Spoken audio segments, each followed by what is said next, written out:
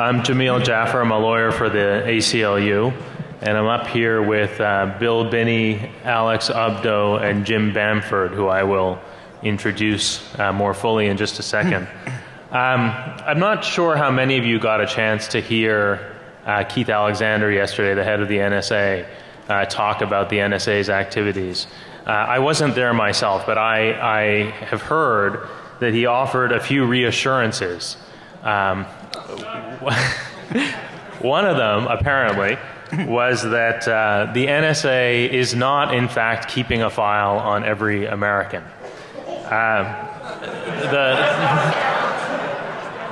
I'm just reporting, all right?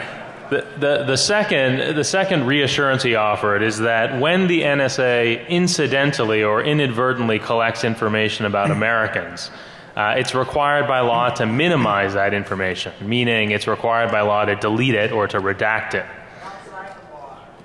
And the third thing he said is that the NSA's activities, and I think this is in some ways the most reassuring thing, the NSA's activities are fully consistent with the Constitution and with the Foreign Intelligence Surveillance Act, which is the statute that governs the NSA's activities inside the United States. So the question I want to ask is, why is it that the head of the NSA feels obliged to offer those kinds of reassurances right now? I think there are a few reasons. One reason is that the NSA just has much, much more power today than it has ever before. That's because of technological advances. It's also because of social behavior. We just share a lot more information electronically than we have in the past. And it's also, and this is perhaps less known, because the law is so much weaker now than it was even 10 years ago. Over the last decade, the laws that govern the NSA's activities have been weakened repeatedly in 2001, in 2005, in 2008. And as a result, the NSA really operates without a leash right now. The people that I'm up here with today are perhaps the best people in the country to explain precisely what that means. One of them is Bill Binney, who was with the NSA for more than 30 years. He left the NSA in October of 2001. When he was at the NSA, he was working on the very issues that we'll be talking about today. Alex Abdo, next to him, is a colleague of mine at the ACLU. He's a staff attorney. He works on surveillance issues, especially in the national security context, including a case that's before the Supreme Court right now involving a challenge to the Foreign Intelligence Surveillance Act. And then Jim Bamford, who many of you already know, is the nation's leading expert on the NSA. He's written many books about it, many articles about it. Among his books are The Puzzle Palace, The Shadow Factory, and Body of Secrets. So with that brief introduction, let me ask Jim first. Putting aside the legal issues, putting aside the legal restraints on the NSA, what is it that the NSA can do right now? What is it that the NSA is technologically capable of doing? And how is that different from what the NSA was technologically capable of doing, say, 10 years ago?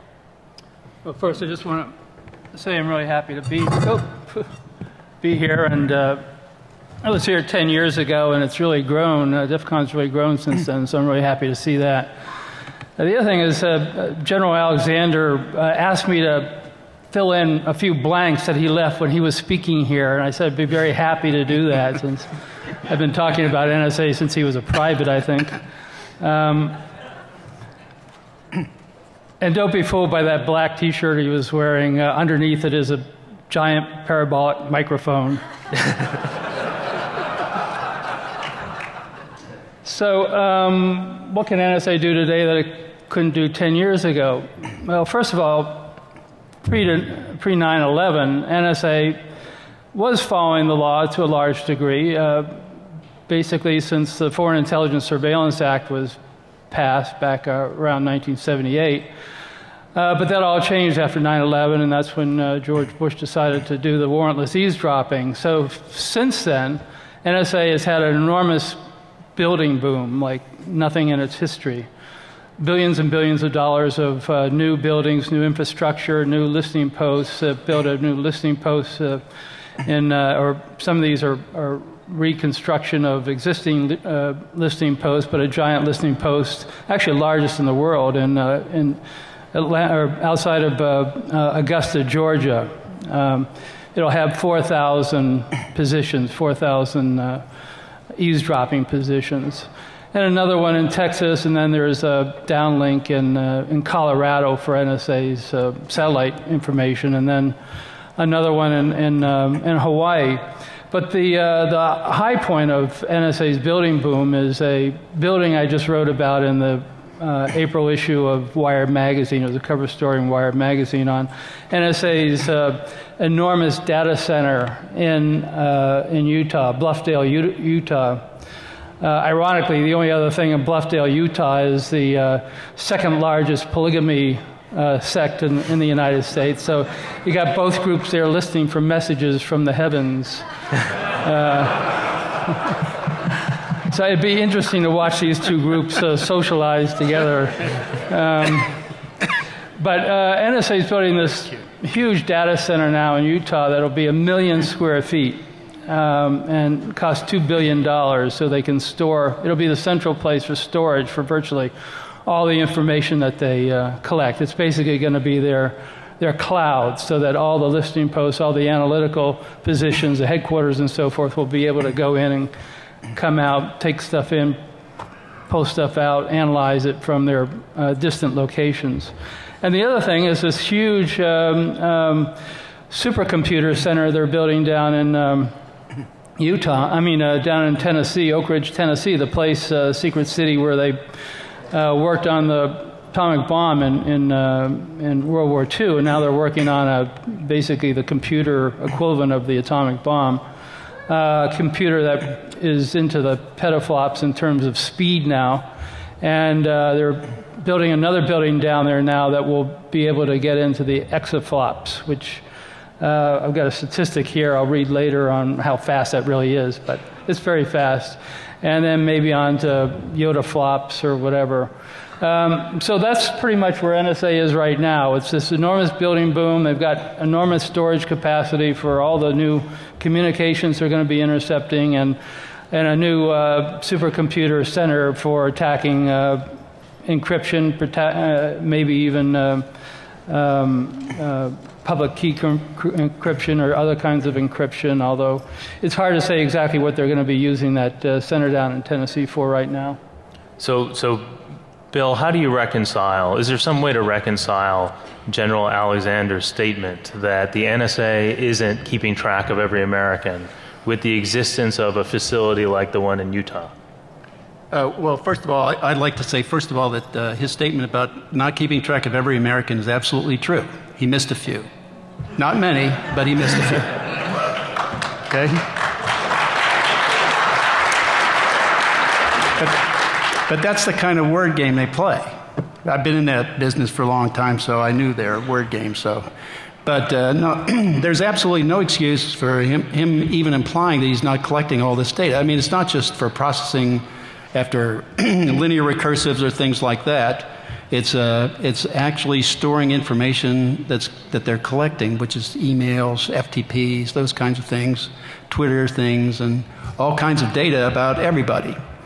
And what they're doing then with that is, of course, indexing it in a B+ tree kind of index, where they take attributes where that describes the communicants involved, or it labels you. And then you build social networks for everybody out of that by doing indexing with B+ trees. And there's virtually no limit that I know of that you can do in indexing that way. You can do trillions of relationships and still be able to manage it on a very large scale, including interrogating into that base to make decisions against flowing data that you're looking at, like terabytes of data flowing by.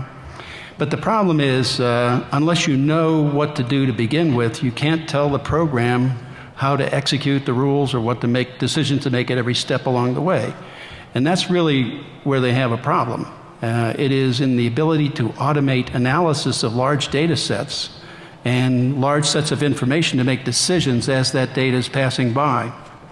or to go into large bases that they've stored, like they will be storing in Utah, but they have other storage facilities too. I mean, Utah is, could probably store I did some calculations on it. I didn't include this in the EFF article or the affidavit that I signed earlier. But if you looked at it, even if you take the current capabilities that's being advertised online at cleversafe.com, they have 10 exabytes of storage that they can put into 21 racks of equipment that occupies 200 square feet of space. Well, if you take the 100,000 square feet they're going to have at Bluffdale and divide it by 200 and then multiply that by 10, you get 5,000 exabytes that they can store there. Well, I mean, that's, if you had 100 years of communications of everybody stored there, to maintain 100 years, that is replacing every year, you're collecting a year falls off the end, you keep the latest 100 years online in Bluffdale, it would take 1,250 NARIS devices to do that. Now that's, a NARIS device will do 10 gigabits a second, which means it could process and produce output and give you a display of, say, 1.25 million 1,000 character emails a second. So it would take 1,250 of them running full time, all the time, to keep that last 100 years online. So that's an awful lot of processing just to fill that one storage site. That is not the only storage site they have, by the way.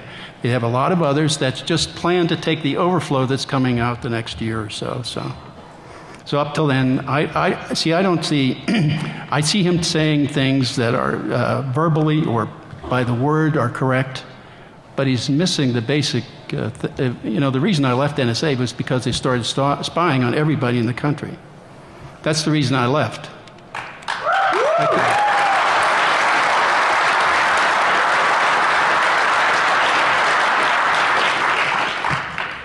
NSA's charter, and it was a legitimate one, was to do foreign intelligence, and I was with that all the way, and I did the best I could in that job.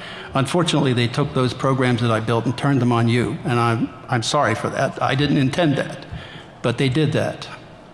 So, Alex, is this a problem with the law? Is the problem that the law is not sufficiently restrictive, or is the problem that the NSA is violating the law?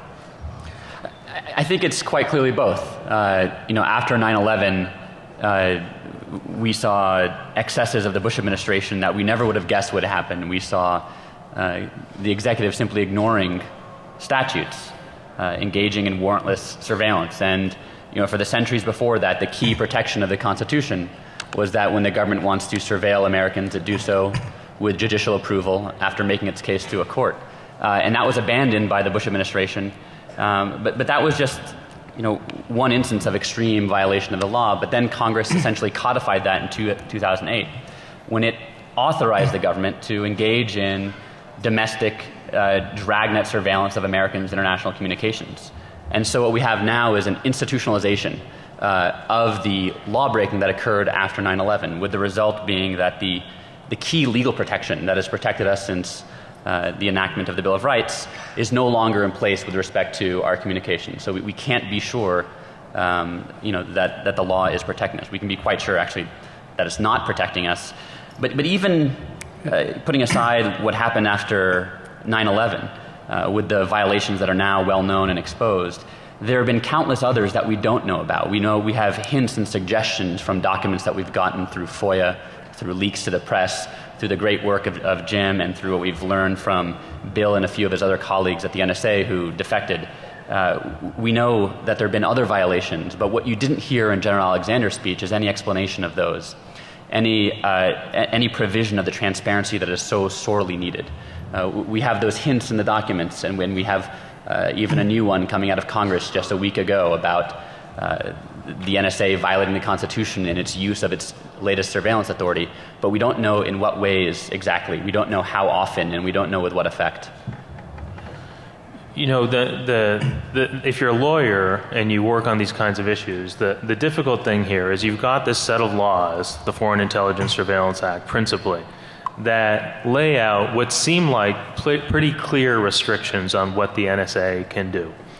For example, the Foreign Intelligence Surveillance Act says that in most instances when the NSA wants to essentially wiretap somebody inside the country, they need to get something called foreign intelligence probable cause, some version of probable cause. But what you guys are describing, Jim and Bill, and what is, you know, described in a lot of newspaper articles that have come out over the last few years, is something that seems wholly inconsistent with those restrictions. And I'm trying to figure out, is that just because the NSA doesn't care at all about the law, or is it because the NSA can manipulate laws that are poorly understood by the public? Is it that they're playing word games? Is it some combination of all of these things? Because what you're describing really is hard to reconcile with the laws as the laws are generally understood by the lawyers who work with them. Well, one, I think I'm noticing, looking at a lot of documents I've gotten from the Freedom of Information Act and so forth and writing about NSA, I mean, there's several sets of laws. There's the FISA Act, the Foreign Intelligence Surveillance Act, and there's the FISA Amendments Act. But then there's another thing. That's just the congressional, that's a statute.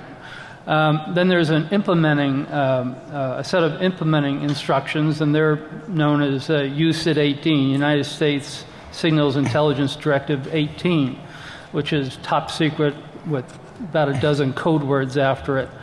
And that sets out different, for example, it sets out different definitions from what most people are familiar with. Most people are familiar with the Webster's definition of intercept. So if you're speaking, if General Alexander is speaking about intercept, you have your own impression of what that word means from your history and from reading dictionaries definition. But the USID 18 has a different definition, and that's an intercept doesn't take place until it's actually listened to, until somebody puts on some earphones or actually reads some text on a screen. So you can pull in all the communications you want, store it in a media, and store it for as long as you want in Bluffdale, for example, in Utah. So there's these definitional differences between what civilians talk about and what NSA talks about, and then there's different sets of laws and regulations, and most of which are top secret. So that's sort of this mist that you have to look through, this fog you have to look through when you're dealing with the legal issues with NSA. Well, as far as I could see, the real plan here was to spy on Americans, because it didn't start in October of 2001. It actually started before that, in February, when certain people like three-star generals from NSA went around asking different telecoms to provide them customer data. That happened in February of 2001. So that, to me, implied the plan was to spy on Americans from the beginning. Because at that point, that was 3 months after, they were doing that 3 months after we had put our system together, where it worked all the way to the end, and you could manage graphing huge numbers of things. Trillions of things. So once we had shown that we were connected all the way, 3 months later they went around asking for this data to spy on every American. So that to me seemed to be the intent from the beginning. But I mean, they didn't openly say that. Mm-hmm. Okay? But they were going around asking for the data to make that happen. And then 9/11 came along, and that was a good excuse to execute. Okay, at that point, the execution started. So, and there is another real problem. Unfortunately, the software will, once it takes in data, it will build profiles on everybody in that data. And if you want that profile, you can simply call it up by the attributes of anyone you want. So in other words, the process does so much analysis already, and it's in place for people to look at if they want to do it. But what they're trying to do now is they realize they have too much data, so they have to automate that process too. So that's what the big data initiative is really all about. Out of the White House, the recent initiative is to try to get automated processes to go through that, because they can't hire enough people to do it. There's just too much data, okay? So that's not possible. So they've got to get an automated process doing that. And this to me was the intent from the beginning, and to do that inside this country. It was obvious from what they're doing, the sequence that they were doing, that that was the case. And law, they didn't pay any attention to. So just to channel General Alexander again, you know, the law requires the government to minimize data about Americans once it's acquired it. So why isn't that a sufficient protection? Why shouldn't we be reassured by General Alexander's statement that minimization requirements protect Americans from precisely what you're complaining about now? Because all the oversight is totally dependent on what NSA tells them. They have no way of knowing what they're really doing unless they're told. So, plus I would add a simple little point. We put in protections for U.S. citizens by doing unique anonymization that we would encrypt attributes of U.S. citizens so you couldn't tell who you were looking at, even if you had it in your base. So, but you have to ask yourself, how could I do that how could I do that with the databases they have, unless it was already there, in the clear, and so I could encrypt it. Alex, I know that you know, one of the complaints you have sometimes made about the existing FISA is the weakness of the minimization requirements. Yes. You want to say a little bit about that? Sure. You know, the legal problem with the minimization requirement is just that it has a gaping hole which swallows the rule, which is that if the information is essentially what the NSA wants anyway, if it pertains to foreign intelligence, which is defined extremely broadly, then the NSA doesn't have to get rid of that information. They can continue to keep it in their database. But we've learned something else actually quite interesting in the past few weeks from a few senators who've been very vocal in their objections to reauthorizing the latest surveillance statute at the end of the year, which is that even supposing they have information in their database that they're not supposed to or not supposed to target from the outset, they can then keep it in their database and target after the fact by going back and conducting data mining searches afterward, in other words, to get the information that they couldn't target from the outset. And it sounds like a minor loophole, but it's one that a few senators think is the key to the entire program. That the NSA isn't concerned so much with using its authorities to target foreigners, but that they're using it as an excuse to accumulate masses of information that they can then later search under the legal theory that Jim laid out, that the search doesn't happen until they run the query later on. It's not, the acquisition isn't the search, the querying later on is the search. And of course, what's troubling about all this, aside from what's obvious, is that the secrecy that pervades the program makes it impossible to know whether any of these speculations are true. We obviously have the experience of Bill and Jim to flesh out these theories, but so little is really known about how the NSA actually interprets its statute, how it interprets its authority, and how it's using those authorities.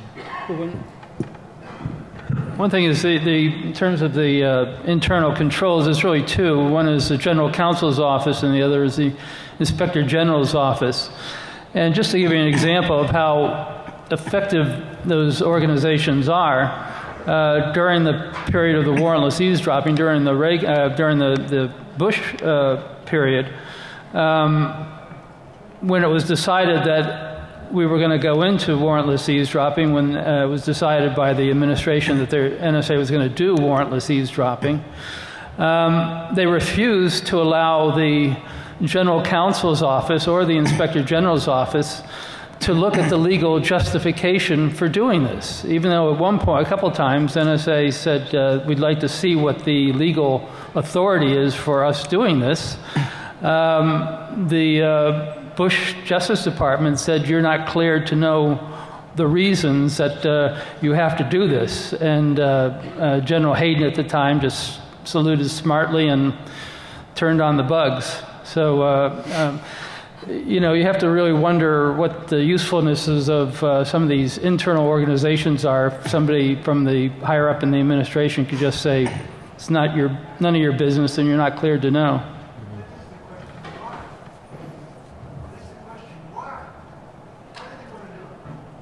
What is there? Why do they want to do it?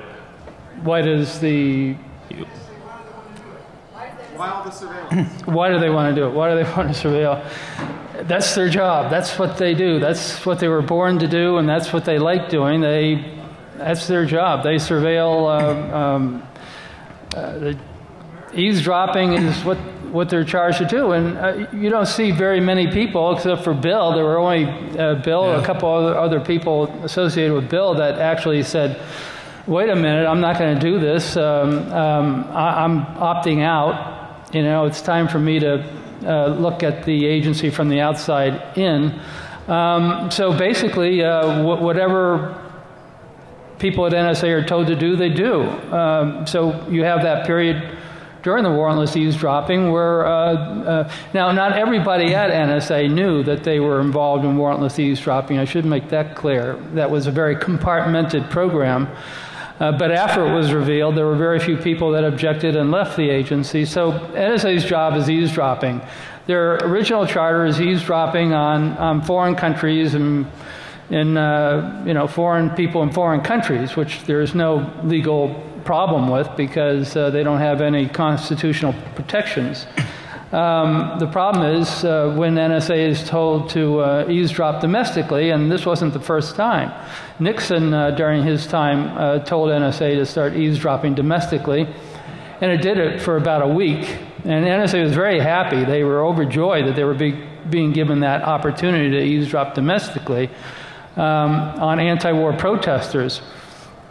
And it only stopped because this big civil libertarian named J. Edgar Hoover came in and said, I'm going to blow the whistle if NSA keeps doing this. He told that to Nixon, primarily because he saw NSA as stepping on FBI's turf. Yep.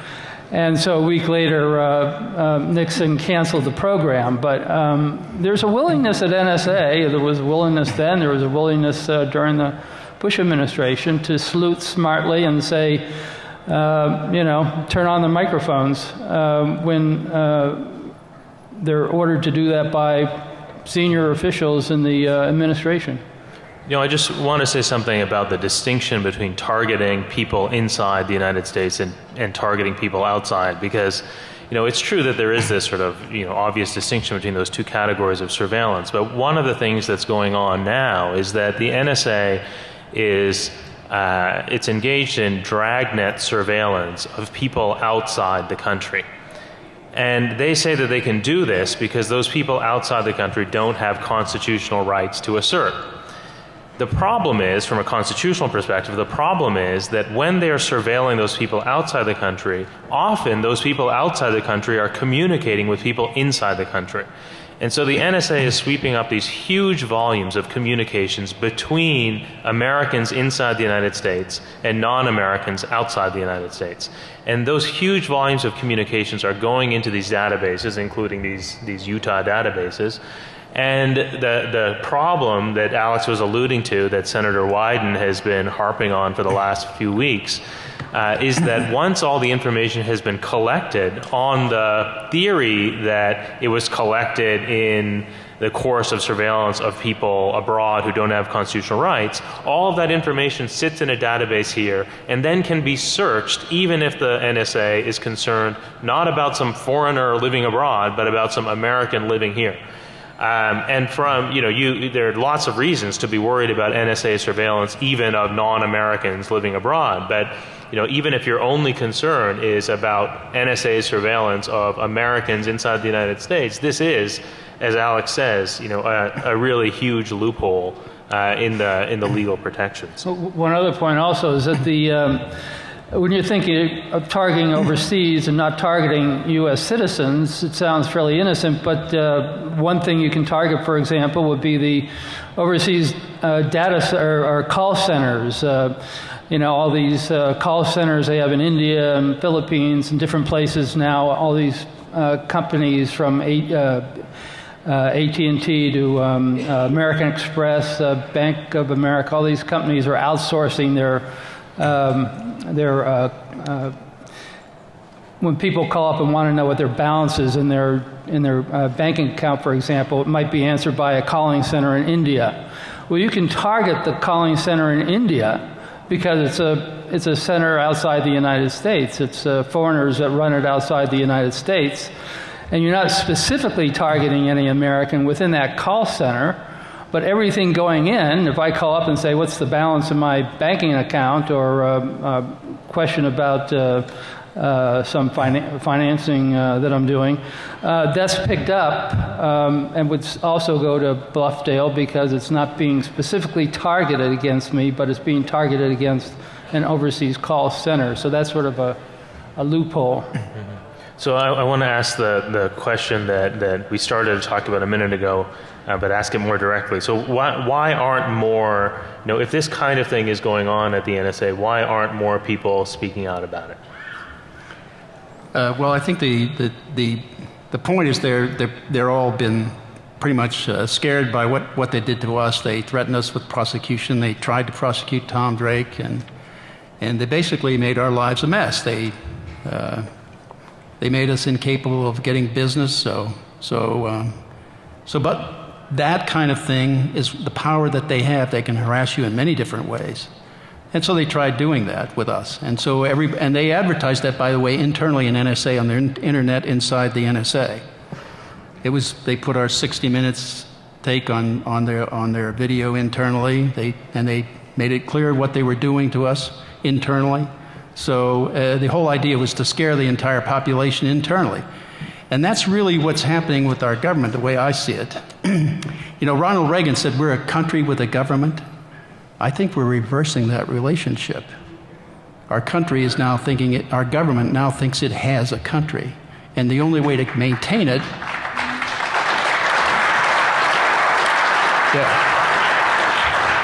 But see, the only way to really maintain that is to do like all these other totalitarian states have done around the world. You have to gather information about your population so you can control it. And that's really what's driving all of this. They're afraid of the population of the United States. They want a country, this country. That's really, in my view, what they're doing and why. So, I had this.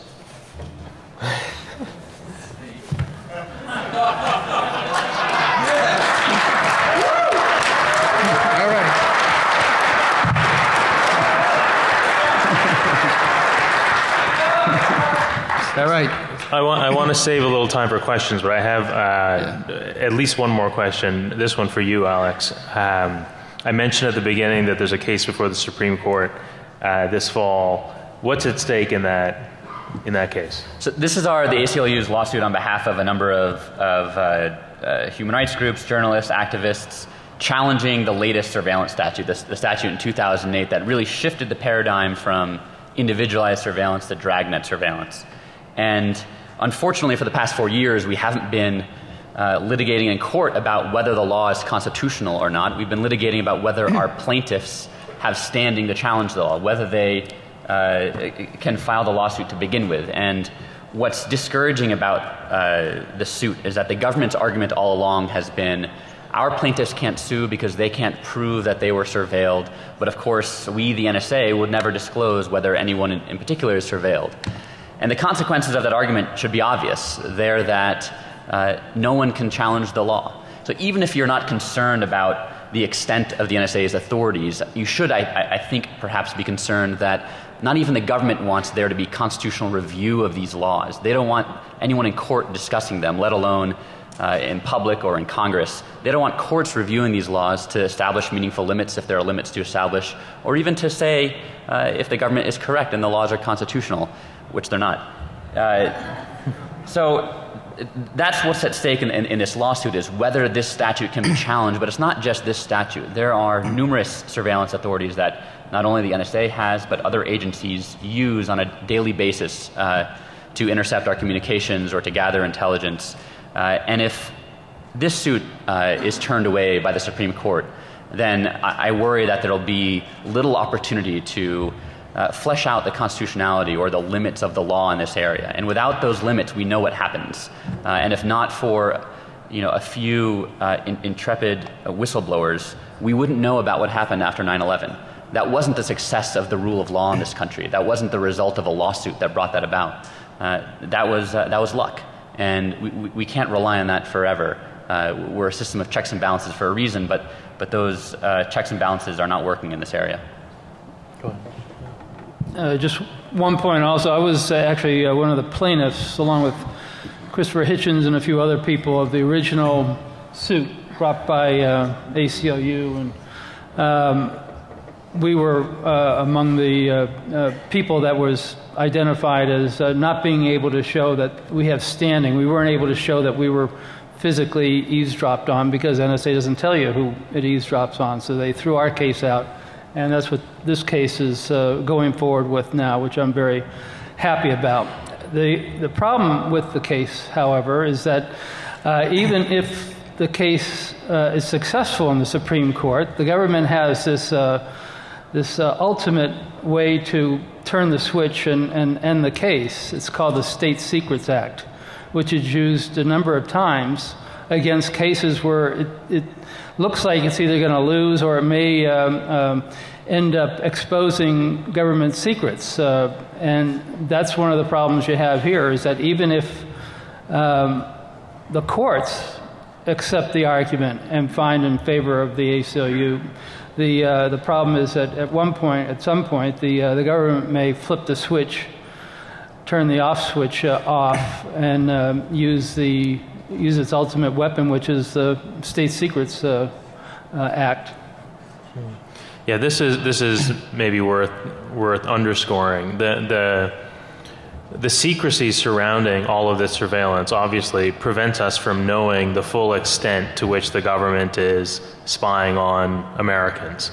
We don't know in what instances and what context they are getting location information, for example. We don't know in what context specifically they are getting content information from emails, and we don't know in what context they get purely domestic telephone calls.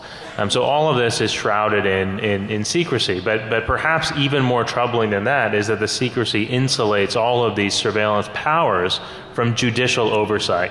So you've got all of these statutes that look like laws in the sense that they are enacted by Congress and nominally subject to constitutional limits. But it's literally, or has been literally, impossible to enforce those constitutional limits because the government has all of these procedural objections that have in many cases been successful. One of them is standing, the one that Alex was talking about, and another is state secrets, the one that Jim was talking about. So if you have... By the way, I mentioned State Secrets Act. That was a mistake. It's not an act. It's called the State Secrets Privilege because there's never been anything enacted allowing them to do it. They just do it and get away with it. So they don't have any basis in law for that privilege. If you have questions, just come up to the mic up here. It's Kim Zetter with Wired. I have a question about Alexander's statement yesterday. I wonder if you can clarify. He said that... let's see. When talking about the minimization, he said that minimization which means nobody else can see it unless there's a crime that's been committed. That to me sounds like we're not talking about national security. I couldn't really hear. What's the legal basis for that? So the question was, does minimization mean that the NSA can't look at the communications unless there's evidence of a crime? And that's simply not true. That's not what the requirement is. You can go and read it. If you want, come up, I'll send you the link to it later. The requirement, that's one of the problems with the dragnet surveillance since 2008, is that it doesn't have to be tied to wrongdoing. It just has to be tied to foreign intelligence, which can mean a lot of things. It can mean a human rights advocate talking to an embassy abroad. It can mean anything relating to the foreign affairs. But is there a legal basis for collecting data under national security reasons and then seeing criminal activity in it for use domestic prosecution? Is there a legal, what's the legal basis for that? Because that's what it sounds like he's talking about here. It doesn't sound like he's talking about national security. I think what he's saying is that once we've collected something for foreign intelligence reasons, we can use it to prosecute people for crimes, and that's certainly true.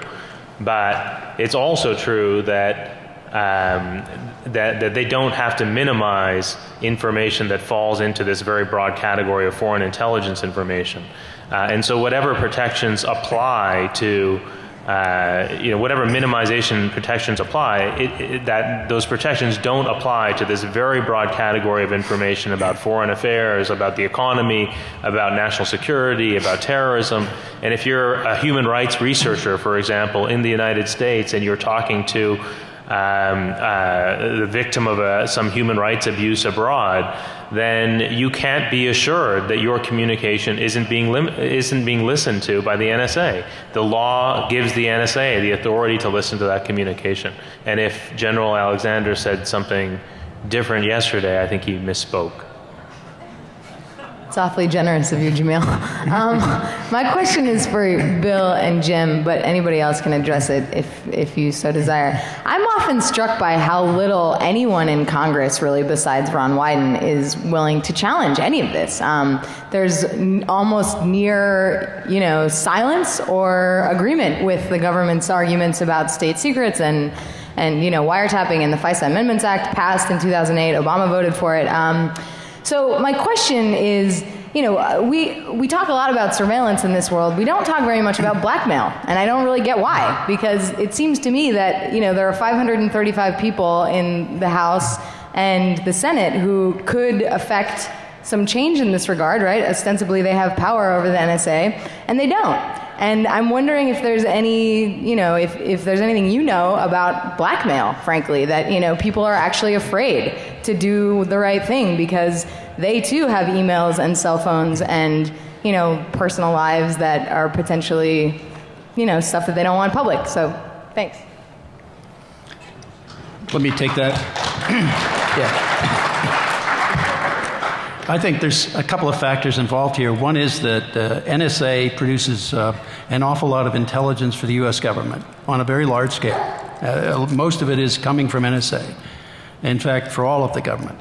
So they look at them as a source of input of intelligence on decisions they may have to make. So they look at them as a valuable resource.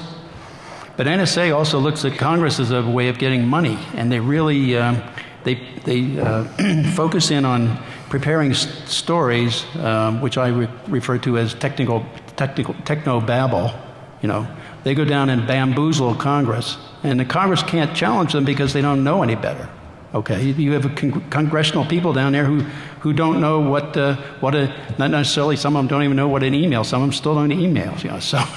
So they aren't technically swift. Okay, so these guys go down there and bamboozle them. And you can see some of that in that testimony that happens in the various committees there. You can see that. So they get bamboozled that way. But also, from the congressional perspective, they look at NSA as all these different buildings they're putting around the country are going into somebody's area, right? And so there's money going there, and that means that they're supporting their constituents, and therefore they feel they have to support them, and so they let them do basically what whatever they want to do.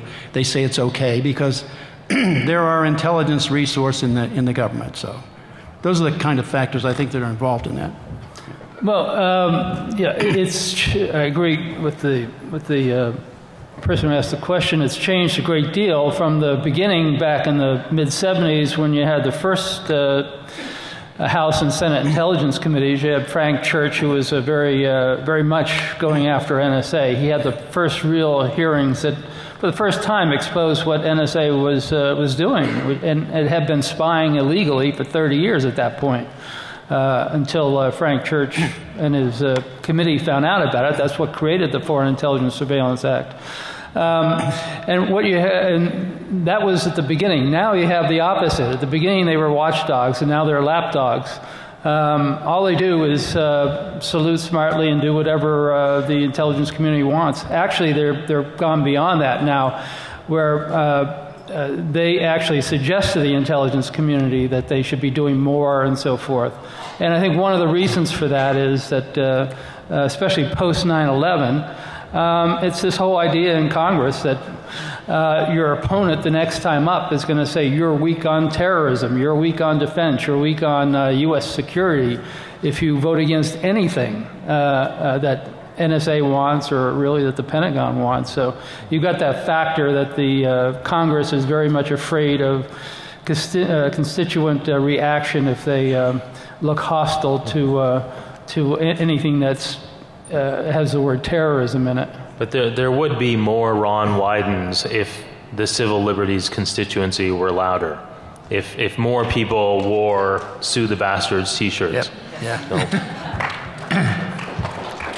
Hi, I'm Cory Doctorow, and I write about this stuff a lot. And the question that occurred to me when you were speaking earlier is the one that someone shouted out from the audience. Why? And the answer you gave made it sound like there's someone sort of there's an upper echelon at the NSA who eavesdrop on people the way ants build hills, that it's just sort of a compulsion, like if they weren't doing this, they'd be hand washing or something. And then it sounded like you said maybe, no, the reason that they're doing this is that it's just a way of building an empire, and if they could build an empire by pasteurizing milk, they'd be out there pasteurizing milk instead of listening to people's conversations.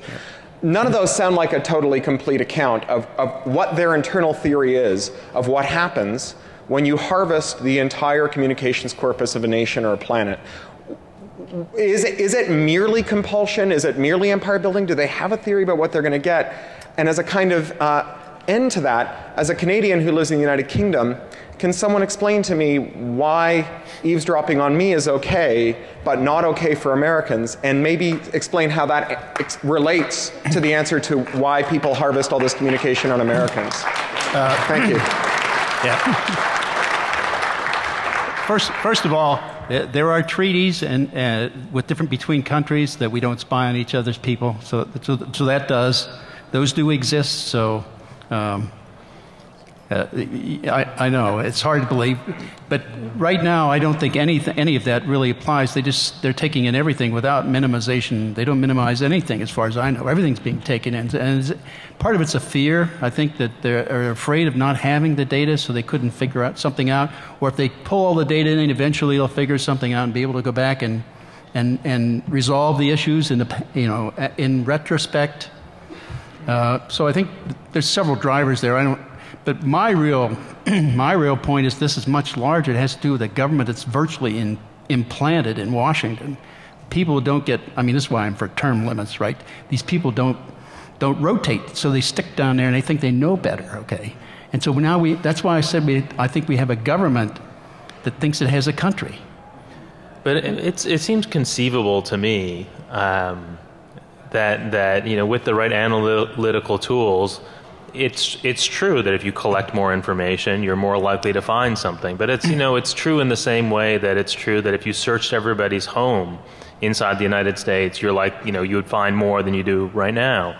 But ultimately, there are trade-offs that we make. We make decisions about the limits we want to place on government power because we want to be not just safe but also free. Yeah. And ultimately, this question of would we be safer or will we know more if they collect more information? I think it's an interesting and useful question. I think people should ask that question, but it doesn't answer the ultimate question, which is, do we want those policies? And to answer that question, it's not susceptible to an empirical study. It's you have to make value judgments for the same reasons that we don't think it makes sense for the government to search everybody's home without a warrant, we don't think it makes sense for them to collect everybody's communications without a warrant.